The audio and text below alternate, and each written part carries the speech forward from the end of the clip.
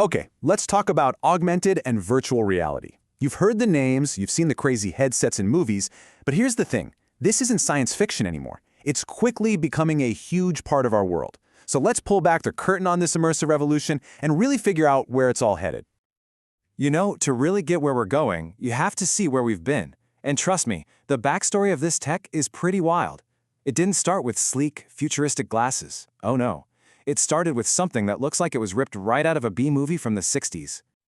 I mean, just look at this thing. Comparing the early headsets to the glasses we're seeing now, it's like putting one of those giant 80s brick phones next to an iPhone. It's almost comical. It really makes you appreciate the journey from these, well, intimidating contraptions to the devices we see today. And here it is, the granddaddy of them all, the Sword of Damocles. This was the very first AR headset, built way back in 1968. And that name, it's not just for drama. The device was so incredibly heavy that it had to be physically suspended from the ceiling, hanging right over the user's head. Talk about pressure. This timeline really just says it all, doesn't it? We go from this massive ceiling-mounted machine in '68 to the bulky but game-changing Oculus prototype in 2012, all the way to the kind of sleek smart glasses we have now. It's that classic tech story, right? Just like how computers went from filling entire rooms to fitting right in our pockets. All right, let's get the terms straight, because it's important. On one hand, you've got virtual reality, VR. Think of it this way. VR replaces your world. You put on a headset, and boom, you are somewhere else entirely. A different planet, a fantasy world, you name it. Then you have augmented reality, or AR.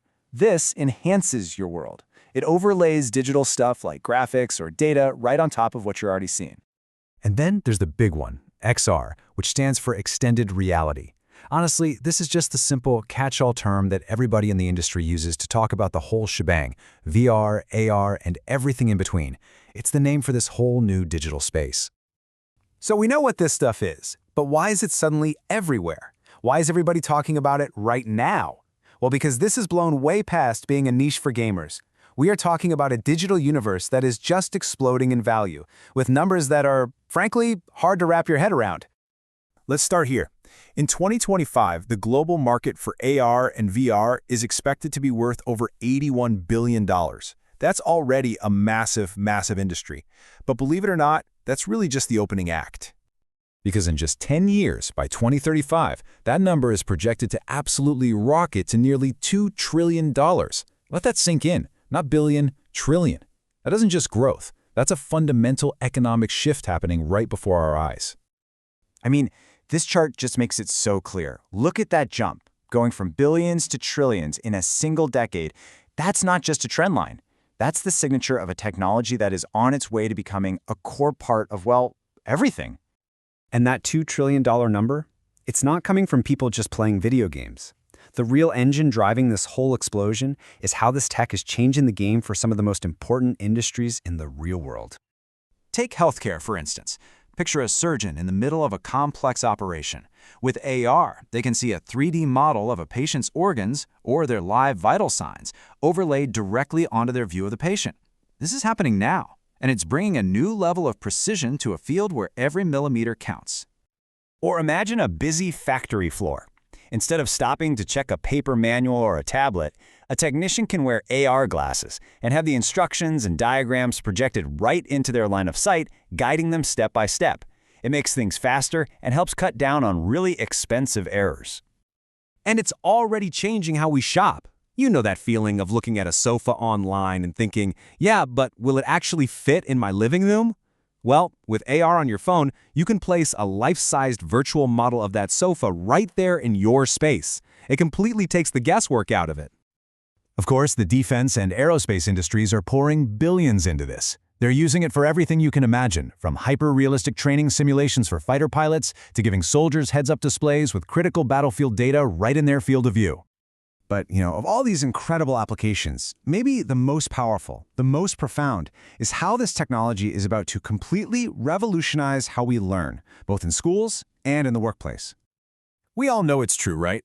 You learn things best by actually doing them, not just by reading about them in a book. And the data here is just stunning. Studies show that learning through an immersive, hands-on VR experience can boost how much you remember by up to 75%. That's not a small tweak. That is a total game changer for education. So why is it so much better? Well, it's pretty simple. These simulations feel real. They keep you engaged, and maybe most importantly, they are completely mistake-proof. You can try a dangerous procedure or a complicated repair 10 times in a row and learn from your mistakes without any real-world consequences. Plus, it can actually be way cheaper than traditional training methods. And don't think this is some future fantasy. It's happening now at an unbelievable scale. Look at Walmart. They bought 17,000 VR headsets to train more than 1 million of their employees on everything from using new tech to, yes, even how to handle the absolute chaos of a Black Friday sale. So where does this all go? We've seen the crazy past. We're living in the transformative present. But the future is where those clear lines we drew between AR and VR start to get really, really blurry. For a long time, we've thought of AR and VR as two totally separate things. But that's changing, and it's changing fast. VR headsets are now getting powerful cameras to let you see and interact with the real world around you.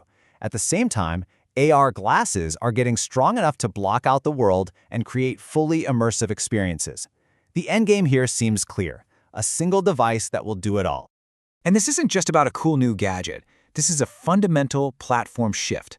As TEDx speaker Dinesh Puni put it, these immersive technologies are going to shape our lives just as much as the internet, smartphones, and social media already have. That's the scale we're talking about here. So as our physical world and our digital world continue to blend together into something new, the question isn't if this technology is going to change things. The real question we should all be asking is, how is it going to change your world?